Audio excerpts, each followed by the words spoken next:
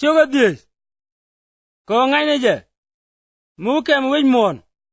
in chieng na tin mala poin danu dak tana ga tin mi dorar nyal ka kut dul mi chalet ka tit kan tama dai kem kana me no tin ka di loy kon ko de kon kum ke chieng nyal ko mun ba kon kum ga je chi kon bete bang juda ko mun wona dai kem kama me pom ga kon ke kwi shuje dan ke chieo ba kum kamrar duno ba rem kum dan edit ko ba poin in la liu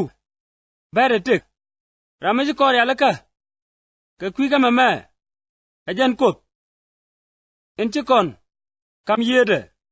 alalar in sok ke kwi gatin char yalaka ke kwi dan keino tana ka bom loy ni chang ngai ne je mungona ga chang dai puanya me to kon jor ka kus ko chien kon ka ngas achimo amenane hon tana ka bom loy dena nong no tana jor ka pon ko bana tekel ka kwani yechu keino achang chieng ne dai puanya me ke tana jor min gorne o bana loyde jagates ko bukon dial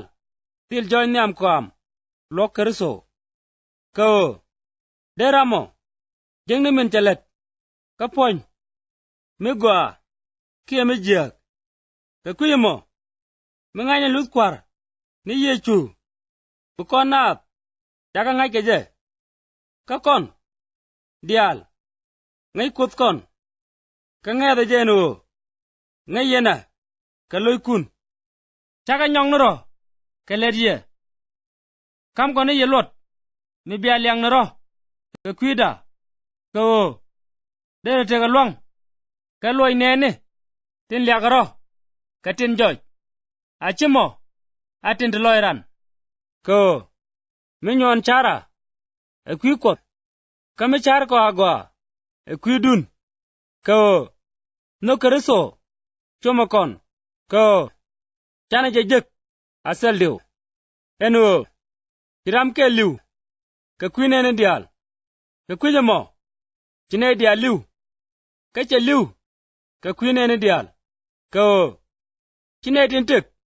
bile tekaro ka biga tek ni ka je en men chi liu ka cha jelis